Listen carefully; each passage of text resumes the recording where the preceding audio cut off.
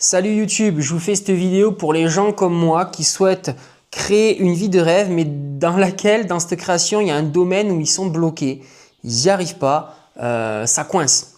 Donc je vais vous expliquer pourquoi ça coince et comment vous allez faire pour décoincer votre situation. Moi c'est Lucas, j'ai été formé à la Paradox School qui est une des écoles les plus prestigieuses en francophonie en ce qui concerne le coaching profond. Et mon but à moi, c'est de t'aider à toi à débloquer ta situation pour que tu puisses toi aussi réaliser tes rêves et te créer une vie sur mesure. Donc là aujourd'hui, on a dit, on est dans le processus de création d'une vie de rêve, mais il y a un domaine de notre vie où ça bloque, on est bloqué, on n'arrive pas à avancer. Parce que tu essayes de changer par ta volonté, par ton mental, et ça c'est 5% de ton potentiel. Et donc les 95 autres pourcents qui sont ce que tu vas faire naturellement parce que c'est ton identité profonde, et bien ça, quand tu le mets en face de ta volonté, ça ne tient pas. Tu comprends bien que 95% en face à 5%, les 5%, ils vont pas faire long feu. Et si tu es très costaud, vraiment très fort mentalement, je te dis, tu vas tenir peut-être 2-3 mois et puis après tu vas craquer. Donc, il va falloir absolument changer d'identité. Parce que là, ta situation bloquée, elle correspond à ton identité actuelle. Donc, si on prend l'exemple d'une personne en situation d'obésité depuis une trentaine d'années. Donc, ça fait 30 ans que cette personne est en surpoids. Elle est obèse. Son identité profonde, c'est l'identité de quelqu'un d'obèse. Ce qui veut dire que ses habitudes sont en lien, ce qu'elle fait naturellement dans la vie, c'est en lien avec cette identité profonde qui est stockée dans son subconscient, dans les 95% de ce qui gère notre vie. Ok ?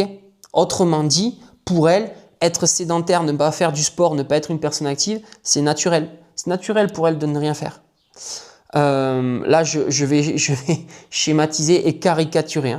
Donc, les personnes obèses, ne prenez pas ça pour vous. C'est vraiment une caricature pour que vous compreniez. Il y a des gens qui sont obèses et qui pour autant sont actifs, mangent bien, etc. Et ça vient d'autres causes. Mais c'est juste pour comprendre l'exemple. Donc, on va caricaturer les grosses déviances qui peuvent mener à l'obésité. Donc, je disais, cette personne-là, comme son identité c'est d'être obèse depuis des années, peut-être que c'est naturel pour elle d'être sédentaire, de ne pas être active, de ne pas être sportive. C'est naturel pour elle d'avoir une alimentation déséquilibrée. Elle ne se force pas pour avoir une alimentation déséquilibrée, où il y a trop de gras, trop de sucre, peut-être pas assez de protéines. Vous voyez ce que je veux dire? C'est les comportements qui vont générer cette obésité vont être naturels pour cette personne, elle ne va pas se forcer.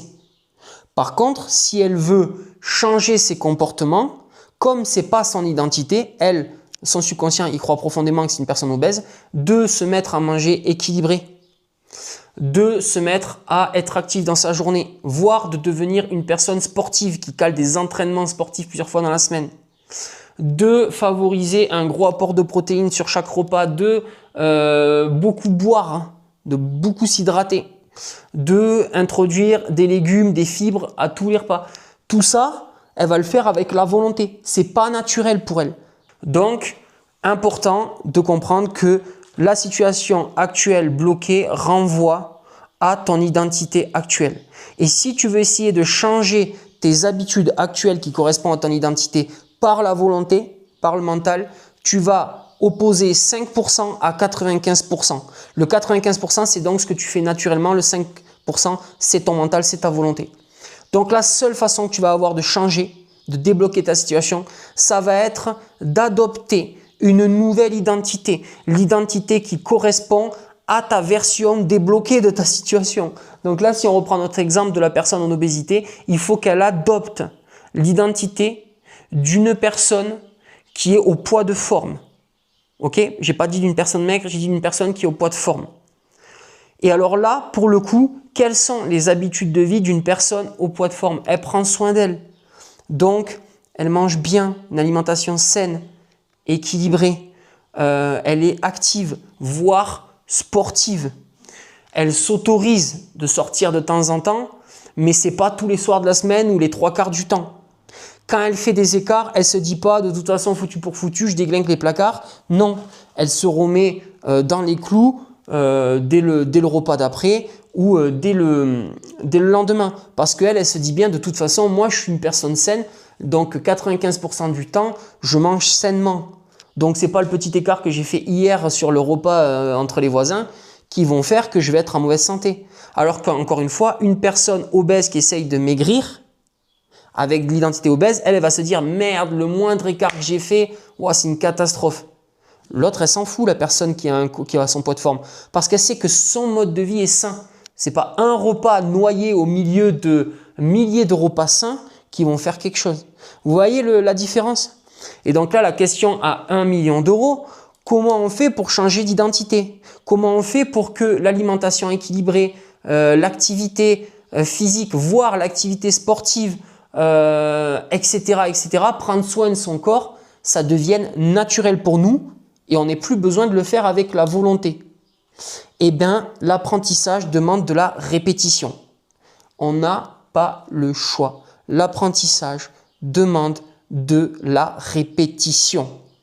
Plus vous apportez de preuves à votre subconscient que vous êtes bel et bien cette nouvelle identité, et plus le subconscient va le croire. Une fois que votre subconscient a intégré que vous êtes la nouvelle identité, tous les comportements qui en découlent et qui vont donner des résultats qui vont amener donc au poids de forme, pour notre exemple donc de surpoids, tous ces comportements-là qui en découlent, ils vont être naturels, ils vont vous demander très peu d'efforts. Vous ne le ferez plus avec la volonté parce que c'est ce que vous croyez profondément de vous. Vous croyez profondément de vous que vous êtes une personne qui prend soin de son corps, qui a une hygiène de vie saine, qui se mange bien, qui est active, etc., etc.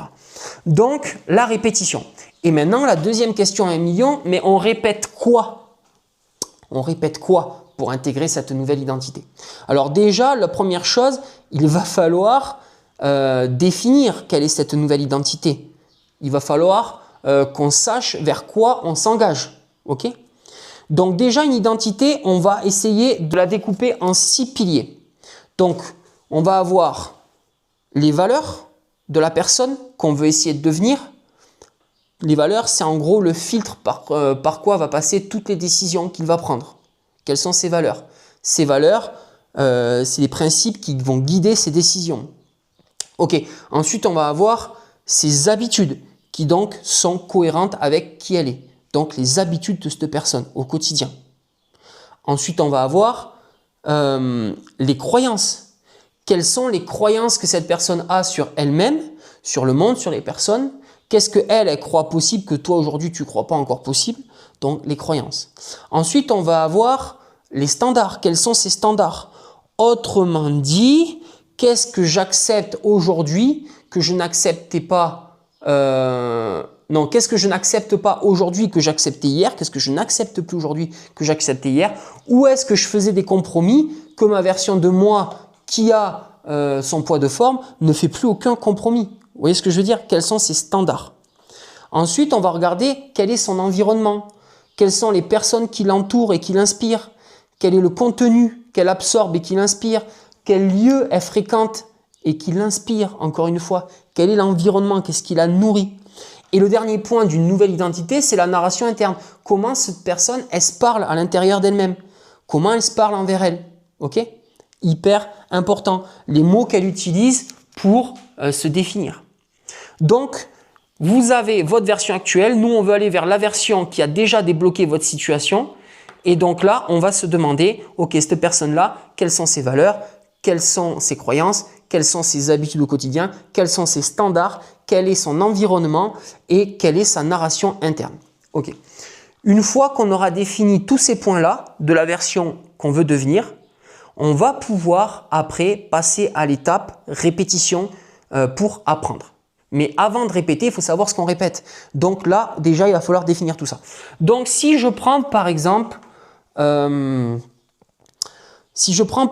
allez, on va laisser de côté la personne qui veut perdre du poids, on va partir sur un autre exemple. La personne qui veut une situation amoureuse idéale. Okay, là, elle est célibataire, ça ne lui va pas, ou elle est dans une relation de couple qui ne lui va pas, elle veut changer. Donc, elle va se dire, quelle est la version de moi qui vit déjà ma situation de couple idéale? Et on va se mettre dans sa peau. Et donc, comme on a dit, on va prendre les 6 piliers. Si on prend le pilier valeurs, quelles sont les valeurs de la version de moi qui vit sa relation de couple idéale, par exemple? Eh bien, c'est peut-être la fidélité. Cette personne-là qui vit ma relation de couple idéale, elle est fidèle. C'est quelqu'un de fidèle envers sa partenaire idéale, mais envers elle-même, envers ses amis, envers le monde. C'est une de ses valeurs. Elle est fidèle. Quand j'essaye de me l'imaginer, je le vois fidèle, respectueux. Je peux le voir doux, loyal, honnête. Vous voyez ce que je veux dire? Vous essayez de voir les valeurs qu'il a. Ok. Ensuite, quelles sont ses croyances? Peut-être que lui, il croit qu'il est digne d'être aimé sans avoir à prouver sa valeur. Un exemple, cette personne-là pense qu'elle n'a pas besoin de prouver sa valeur pour être aimée. C'est une personne singulière et elle sait que dans le monde, il y a quelqu'un qui va l'aimer pour qui elle est en tant que personne, dans son entièreté. Pas que pour son physique ou pas que pour son esprit, pas que pour sa personnalité. Bref, c'est pour l'ensemble. Donc, cette personne-là, elle sait qu'elle va être aimée dans son ensemble et elle n'a pas besoin de prouver sa valeur. Ça, c'est peut-être une croyance qu'elle croit et que toi, aujourd'hui, tu ne crois pas. Toi, tu penses que ta valeur dépend de ça et que si tu n'as pas ça, alors à ce moment-là, tu ne peux pas être aimé. Donc, tu vas être aimé sous condition. Tu vois, c'est une différence. Bon. Ensuite, tu vas regarder quelles sont ses habitudes. Peut-être que cette personne-là qui a sa femme idéale, eh bien, c'est une personne qui prend soin d'elle. Peut-être qu'elle fait du sport pour être en bonne forme et avoir une enveloppe physique qui est attirante pour cette personne idéale. Peut-être qu'elle mange bien, une alimentation saine. Peut-être qu'elle prend du temps pour elle, pour méditer ou faire des exercices de respiration, pour arriver à gérer ses émotions. Peut-être que tous les jours, elle travaille sur ses projets. Peut-être que tous les jours, elle travaille pour devenir une meilleure version d'elle-même. Tu vois ce que je veux dire? Cette version-là, quelles sont ses habitudes au quotidien? Et puis voilà, tu fais un listing. Ensuite, quels sont ses standards? Tout bêtement, si on prend notre exemple donc de la personne qui essaye d'avoir sa relation amoureuse idéale, ben standard, elle sait maintenant au regard de ses actions, de ses relations passées, ce qui la rend heureuse ou pas, plus de compromis là-dessus. Maintenant, ces standards, c'est moi je suis heureux quand dans ma relation il y a ça, ça, ça, ça, ça et ça, il n'y a plus de compromis. Exemple concret, j'ai besoin d'une partenaire qui est tactile, qui est douce, qui aime les câlins. Bon, ben, je ne vais pas me mettre en couple avec une fille qui me plaît, mais qui est froide et qui ne supporte pas le contact physique. Et on n'est pas en train de dire que les personnes froides qui ne supportent pas le contact physique sont des mauvaises personnes. Hein. Non, non, non. Celles-là, elles trouveront quelqu'un qui est comme eux, comme elles. Ou alors qui, même si elles sont différentes, c'est ça qui leur plaît. Okay? Toi, si tu sais que ce qui te rend heureux, c'est du contact physique, de l'affection, des câlins, de la tendresse, plus de compromis là-dessus. Tes standards, tu fixes tes standards. Okay? L'environnement. Quel est l'environnement de la personne qui, encore une fois, vit ma relation amoureuse idéale? Eh bien, peut-être que son contenu, ben, cette personne, elle écoute du contenu sur l'entrepreneuriat, sur le dev perso, sur sa passion, je ne sais rien moi, peut-être c'est l'équitation. Bref, quel est son environnement? Qu'est-ce qu'elle écoute comme contenu? Quelles sont les personnes qu'elle fréquente? Elle fréquente peut-être encore une fois des entrepreneurs. Si c'est une personne qui fait de l'équitation, elle fréquente des cavaliers. Elle fréquente, je sais pas, mais vous avez compris le principe. Vous voyez ce que je veux dire? Bref, quel est son environnement? Et après, la dernière chose, ça va être sa narration interne. Comment elle se parle? Peut-être que cette personne qui est capable de vivre votre vie idéale, elle arrête de se dire « je ne suis pas assez ». Peut-être que vous, votre version actuelle, elle se dit « non, mais moi, cette personne-là, idéale pour moi, je ne suis pas assez, jamais elle voudra de moi ». Bon, ben, votre personne, votre version de vous qui obtient cette relation de couple idéale, peut-être qu'elle, elle se dit « ok, c'est pas que je ne suis pas assez, c'est que là, il me vient une pensée qui me dit que je ne suis pas assez ». Mais en réalité, au lieu d'aborder cette personne en me disant « non, je ne suis pas assez pour elle », je vais regarder juste si elle pourrait me correspondre. Je vais y aller avec curiosité. Donc, au lieu de la mettre sur un piédestal, moi, j'y vais avec curiosité pour voir si ça peut me correspondre. Si cette situation peut me correspondre. Et si une pensée me vient de « je ne suis pas assez », et bien à ce moment-là, vous dites « non, c'est une pensée que je ne suis pas assez, mais ce n'est pas la réalité ». Vous voyez, elle a une autre narration interne. Ok, donc là on a défini, là j'ai pris le temps avec vous, ça a pris du temps, de regarder les 6 piliers pour un exemple d'une personne qui veut avoir une relation amoureuse idéale. Donc il est allé voir dans les 6 piliers à quoi ressemble sa version de lui qui vit sa vie amoureuse idéale. Voilà, à quoi elle ressemble. Super. Maintenant qu'on sait ce qu'il faut qu'on répète, comment on répète? Alors moi, il y a une méthode que je mets en place avec mes coachés qui marche assez bien. C'est donc tous les jours, sur plusieurs périodicités, on va répéter ce changement d'identité. Donc le matin et le soir, vous avez des états de conscience qu'on appelle l'état de conscience θ. Et pour faire très simple, c'est un état où votre cerveau conscient, justement, il n'est pas trop activé. Autrement dit, c'est un état où votre cerveau est beaucoup plus réceptif pour absorber une nouvelle identité. Alors, c'est l'état où vous vous réveillez, mais vous n'êtes pas encore trop réveillé. Vous êtes là, mais vous n'êtes pas là. Bon, ben là, en gros, votre conscient, il est là, mais il n'est pas là. Et donc, lui, il va moins jouer le rôle de videur à l'entrée. L'information, elle va passer beaucoup plus facilement vers le subconscient. Donc, premier état, au réveil, quand on n'est pas trop réveillé, on ouvre les yeux, mais on est un peu vaseux. On a le même état juste avant de s'endormir le soir. On est en train de s'endormir, on ne dort pas encore, mais on n'est pas loin, quoi. Tu vois, tu es là, mais tu n'es pas là. Bon, ben là, pareil, on est dans l'état de conscience θ. Dans ces deux états-là, on va essayer de mettre en place ce qu'on appelle une visualisation avec du ressenti. Vous allez vous mettre dans la peau de cette personne que vous devez devenir, de cette personne qui est capable de vivre votre vie idéale amoureuse. Maintenant, vous le savez à quoi elle ressemble puisque vous avez décrit les 6 piliers. Bon, ben vous vous imaginez rentrer dans son corps là, voilà, c'est votre version de vous qui est capable de vivre cette vie amoureuse. Vous l'avez définie avec les 6 piliers. Vous vous visualisez comme si vous étiez cette version et vous ressentez comme cette version. Et vous pouvez vous mettre vous pouvez vous visualiser une situation qui vous parle. Par exemple, ben là, je suis dans un bar, j'invente, hein, je suis dans un bar, je rencontre une fille qui est très belle physiquement, qui dégage beaucoup d'assurance, elle m'attire. Eh bien, au lieu de faire comme avant, d'y aller avec le trouillomètre à bloc, là, vous y allez en mode, non, je suis dans la peau de la personne qui est capable de vivre cette relation idéale amoureuse, donc j'y vais avec curiosité. Je vais découvrir la personne, je ne la mets pas sur un piédestal, je vais découvrir la personne. Je n'ai pas besoin de mériter son amour, je sais que j'ai de la valeur et que si cette personne me correspond, eh bien, elle va voir ma valeur. Vous voyez, vous y allez, vous visualisez, vous y allez dans la peau de cette personne qui est capable de vivre votre vie amoureuse idéale. Et vous ressentez comme lui. Donc, vous visualisez la personne qui vous attire et vous ressentez, si vous voyez que vous avez un pic de « non, je suis passé », on souffle un coup, on décompresse et on se rectifie sa narration interne. J'ai une pensée qui dit que je ne suis pas assez, etc. Vous avez compris le principe, vous mettez dans la peau de la personne qui peut vivre votre vie amoureuse idéale. Et vous visualisez. Donc ça, au réveil et au coucher, dans ces états de conscience modifiés. Donc là, on envoie l'information à son subconscient. C'est des premières preuves pour lui qu'on a changé d'identité. Puisque lui, le cerveau, il faut savoir que quand on visualise, il ne sait pas si c'est la réalité ou si c'est de l'imagination. Pour lui, il active les mêmes chemins neuronaux. Donc, vraiment, votre cerveau ne sait pas quand vous visualisez si c'est en train de se passer dans la réalité ou si vous l'imaginez.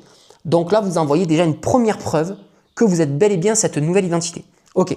Ensuite, moi, ce que j'aime bien proposer à mes coachés, encore une fois, c'est qu'ils prennent leur enregistreur vocal sur leur téléphone et qu'ils enregistrent des affirmations qui stipulent que qu'ils sont devenus la version capable donc de vivre par exemple leur vie idéale. Autrement dit, on met tout au présent, ça donnerait « Je suis en couple avec ma femme, nous avons une relation amoureuse exceptionnellement saine et épanouie, avec de l'amour profond, vous mettez ce que vous voulez. » Bref, mais c'est « je suis »,« nous vivons » et c'est pas « je vais être » et « peut-être que je vivrai ». Non, vous la mettez au présent, important. Toujours pareil, on envoie une information à son subconscient comme quoi on est déjà cette version-là. Pourquoi c'est important de vous l'enregistrer vous et de ne pas aller chercher des affirmations comme ça sur YouTube d'autres personnes? Parce que là, c'est votre voix. Comme c'est votre voix, votre subconscient, il va l'intégrer d'autant plus. Donc, vous enregistrez. Une fois que vous avez fait l'enregistrement, c'est une fois. Hein. Après, vous le repassez donc, par exemple, au petit-déj ou dans la matinée. Et quand vous l'écoutez, quand vous écoutez votre propre voix vous dire que vous êtes cette personne qui vit cette situation de couple idéal, vous ressentez « Ah ouais, c'est moi. Ok, je le ressens. C'est moi. » Donc, j'inspire, je mets du mouvement dans sa cage thoracique. Là, je débloque ce qui pourrait être bloqué. Je pourrais débloquer cette frustration. Je respire. Oui, c'est moi. J'essaye de le ressentir en même temps que je l'écoute. Ok. Donc, on a le réveil, le coucher et on a les affirmations positives dans la matinée. Ce qui peut être intéressant à mettre en place dans l'après-midi, par exemple, c'est du scripting. Donc là, vous passez à l'écrit. Ce que vous avez enregistré oralement, vous l'écrivez. Parce que quand on écrit, on matérialise, on extrait de sa pensée, on ancre dans la matière. Donc ça, c'est une preuve aussi pour votre subconscient quand vous passez à l'écrit. Vous écrivez « Je suis amoureux de ma femme qui est aussi amoureuse de moi. Nous vivons une relation exceptionnelle. » Bref, vous écrivez du script. Ok? Et lorsque vous écrivez, essayez de ressentir aussi. Vraiment pour la meilleure preuve pour votre subconscient, ça va être le ressenti émotionnel. Donc, on écoute, on ressent, on visualise, on ressent, on écrit, on ressent. Il faut ressentir. Ok? Donc là, on a déjà matin, coucher, audio, scripting. On a 4 périodicités dans la journée. Une 5e le soir. Journal d'épreuve. Vous passez à l'écrit, pareil, et vous marquez tout ce qui prouve que vous êtes bel et bien cette nouvelle version de vous. Aujourd'hui, j'ai fait ma séance de sport, gna gna gna gna gna. Aujourd'hui, j'ai mangé équilibré, gna, gna, gna. Ok, et donc ça prouve encore une fois à vos subconscients que vous êtes bel et bien cette nouvelle personne que vous essayez donc de devenir. Ok. Et pour les plus motivés, on peut mettre une 6e périodicité, vous la placez quand vous voulez dans la journée. Un état de conscience modifié par de la méditation. Et lorsque vous atteignez cet état de conscience modifié, où justement votre conscient, il est là, mais il n'est pas là, vous renvoyez une visualisation ressentie. Donc, on peut avoir 5 à 6 preuves par jour que vous êtes bel et bien cette nouvelle personne. Et ça, tous les jours, jusqu'à que vous atteigniez votre situation débloquée. Donc, ça ne sera pas donné à tout le monde. Beaucoup vont le faire une semaine et vont retourner sur l'ancienne version. Peut-être que certains le feront pendant un mois et puis vont retourner sur l'ancienne version. Il va falloir tenir tous les jours. Et ce qui est bien, ça serait de le tenir pendant 2-3 mois. On sait qu'une nouvelle habitude, on met à peu près 1 mois et demi. Allez, non, je vous dis de bêtises, on met à peu près même 2 mois pour l'ancrer. Si on y va avec régularité et consistance. Donc, quand vous aurez mis cette répétition-là de ressenti, de visualisation pendant à peu près 1 mois, 2 mois, vous croirez profondément que vous êtes devenu cette nouvelle version de vous. Et là, toutes les actions qui en découlent vont devenir naturelles. Vous ne forcerez plus. Ça va devenir naturel pour vous d'être une personne qui prend soin de son corps, qui est confiante, qui n'attribue pas sa valeur à un élément extérieur, etc., etc. Et qu'est-ce que vous croyez qui va se passer? Vous allez avoir des nouvelles opportunités, des nouvelles pensées, des nouvelles façons de voir le monde. Quand une décision devra être prise, vous la prendrez depuis un autre espace. Vous allez avoir une réalité qui va changer. Et c'est comme ça que vous allez attirer votre relation amoureuse ou que vous allez perdre du poids, vous allez trouver votre poids de forme, etc., etc. Donc, si vous restez avec votre identité actuelle et que vous forcez avec votre mental, 5% contre 95%, vous n'y arriverez pas. Ou en tout cas, pas longtemps. Et vous retournerez dans vos anciens schémas. Si par contre, vous arrivez à apprendre à votre subconscient que vous êtes devenu la nouvelle identité, 95% là, vous intégrez. Il y a de grandes chances que ça fonctionne. Par contre, ça veut dire qu'il va falloir être consistant pendant au moins 2 mois. Au moins 2 mois. Après, chaque action vous prend quelques minutes. Se visualiser dans une situation, c'est le matin au réveil, le coucher le soir, c'est 1 minute. Écoutez votre vocal qui dit que vous êtes déjà dans votre situation amoureuse idéale, ça vous prend 30 secondes. L'écrire, ça vous prend 1 minute. La méditation, ça va être la version la plus longue car pour atteindre son état de conscience modifié, il va peut-être vous falloir 10 minutes, un quart d'heure. Et après, la visualisation vous prendra qu'1 minute.